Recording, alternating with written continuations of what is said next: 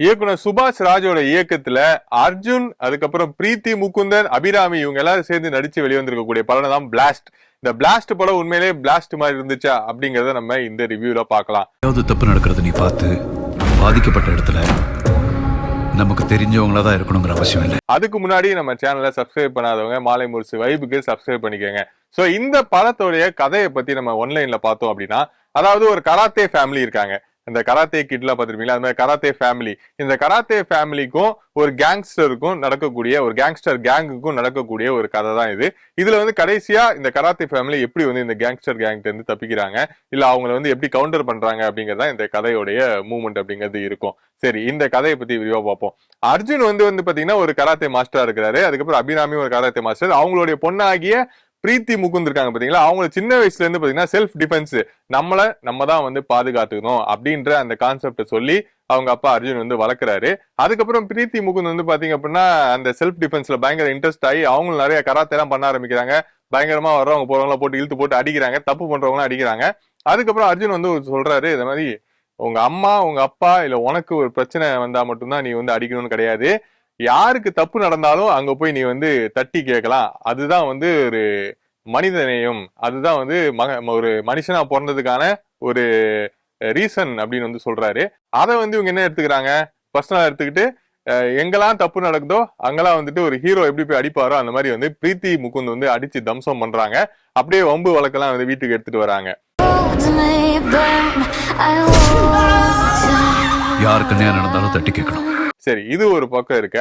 இன்னொரு பக்கம் என்ன இருக்கு அப்படின்னு பாத்தீங்கன்னா, அதாவது வில்லன் கேங். இந்த வில்லன் கேங்ன்றது வந்து கொஞ்சம் அப்படியே நல்லா டெரரா காட்டியிருக்கிறாங்க. எப்படி வந்து ஒரு லோகேஷ் கனகராஜ் படத்துல ஒரு வில்லன் கேங் வருமோ, நெல்சன் சாரோட படத்துல ஒரு வில்லன் கேங் வருமோ, அதே மாதிரி வில்லனுக்கு வந்து அந்த வில்லனுக்கு கீழே ஒரு வில்லன், அதுக்கு கீழே ஒரு ஜூனியர் வில்லன், இந்த மாதிரி இருப்பாங்கல்ல. அந்த மாதிரி வந்து இந்த வில்லன்களுடைய இது கேட்டகரி வந்து இருக்கு.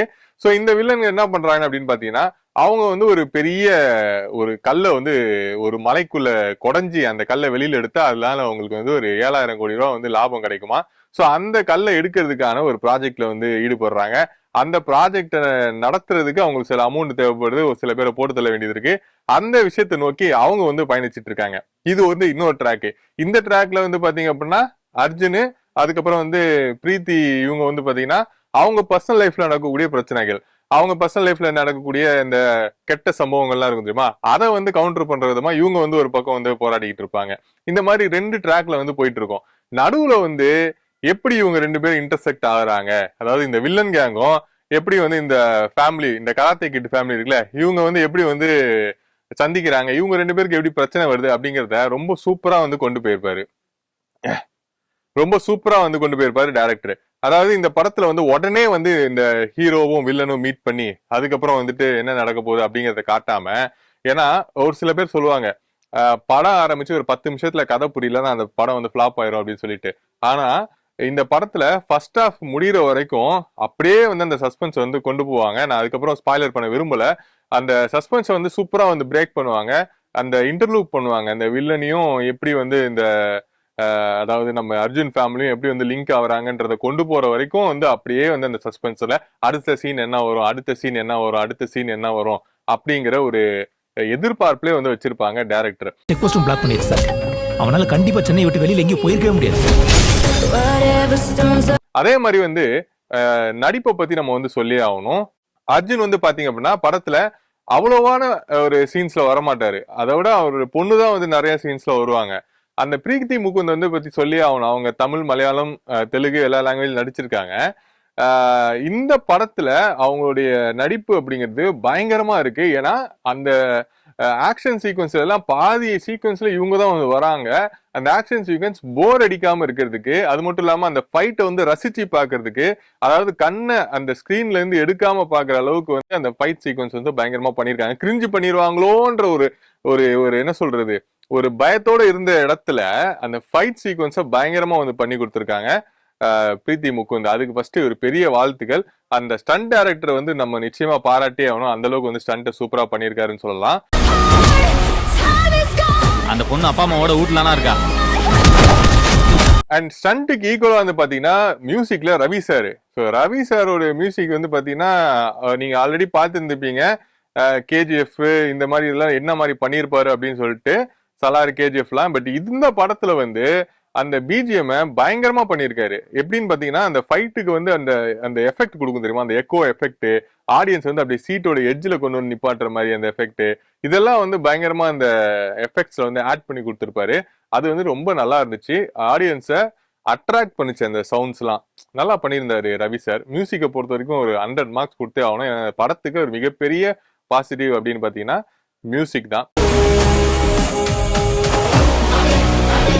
அதுக்கப்புறம் அபிராமியோட ஆக்டிங் வந்து நம்ம இந்த படத்துல வந்து குறை சொல்லவே முடியாது. இந்த 3 பேருமே வந்து இந்த படத்துக்கு ஒரு பில்லர்னு சொல்லலாம். அதாவது அர்ஜுன், பிரீத்தி, அபிராமி, இவங்க 3 பேருமே இந்த படத்தோடைய ஒரு மிகப்பெரிய பில்லர். இவங்க 3 பேரோட ஆக்டிங்கும் ரொம்ப சூப்பரா இருந்துச்சு. அபிராமிக்கு ஒரு பிளாஷ்பேக் வச்சிருப்பாங்க, அது படத்தோட நடுவில் அப்பப்போ குட்டி குட்டியா வரும்.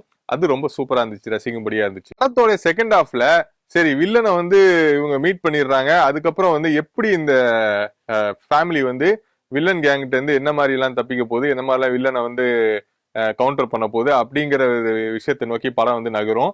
அங்கேயும் வந்து பாத்தீங்க அப்படின்னா அந்த வில்லன்கள் வந்து ரொம்ப ஸ்ட்ராங்கா வந்து டைரக்டர் காமிச்சிருக்காரு.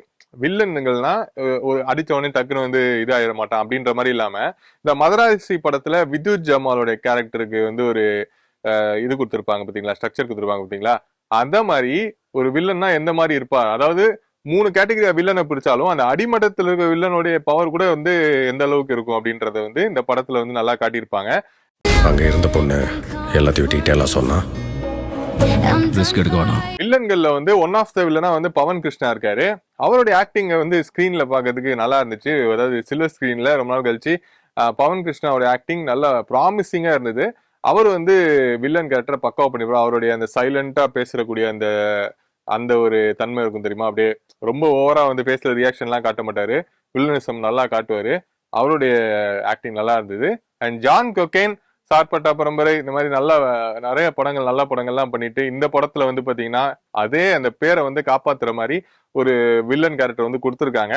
பட் என்ன ஒரு பெரிய பிரச்சனை அப்படின்னு பாத்தீங்கன்னா, இந்த ஜான் கொகேன் தான் வந்து இந்த படத்துல பெரிய வில்லன்கிறது நமக்கு ஏற்கனவே ஃபர்ஸ்டே தெரிஞ்சிடும், ஓகேவா.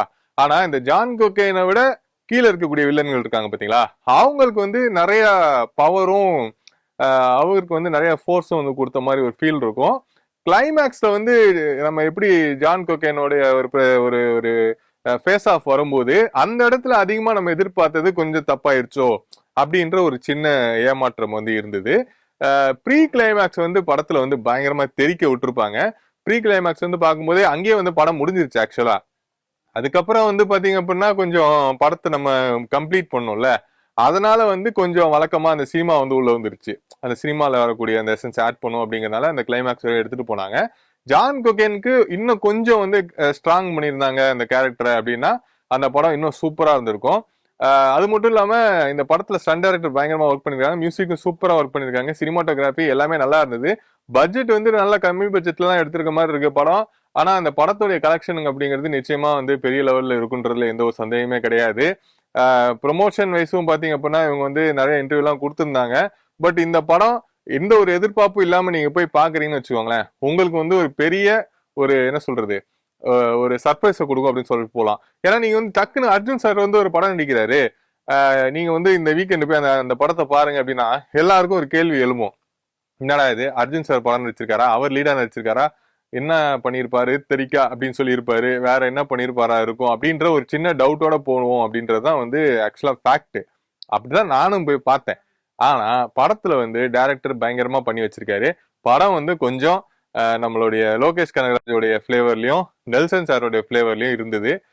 பட் ஆன் தி ஹோல் மொத்த படமே வந்து நல்லா இருந்தது. படத்துடைய பாசிட்டிவ்ஸ் அப்படின்னு சொல்ல போனா ஆக்ஷன் சீக்வன்ஸ், படத்துடைய பிஜிஎம், ஆக்டிங், இது 3மே வந்து டாப் கிளாஸா இருந்தது. கேஸ்ட் அண்ட் க்ரூ இதுமே வந்து பயங்கரமான ஒரு பாசிட்டிவ் சொல்லலாம். நெகட்டிவ் நம்ம சொல்ல போனா படம்ல வந்து கண்டிப்பா இந்த படத்துல ஒரு லாஜிக் நீங்க எதிர்பார்க்கவே கூடாது, எங்கேயுமே லாஜிக் கிடையாது. அது மட்டும் இல்லாம இந்த கிளைமேக்ஸ் சீக்வன்ஸ் மட்டும் கொஞ்சம் டிராக் பண்ண மாதிரி இருந்தது. இன்னும் ஷார்ப்பா முடிச்சிருந்தாங்கன்னா இந்த படம் ரொம்ப சூப்பரா இருந்திருக்கும் அப்படின்னு சொல்லலாம். ஸோ ஆக மொத்தத்துல பிளாஸ்ட் உண்மையிலேயே பிளாஸ்டான ஒரு படமா இருந்துச்சு. ரீசெண்டா வெளிவந்த படங்கள்லே one of the best film அப்படின்னா இந்த பிளாஸ்ட் வந்து சொல்லலாம்.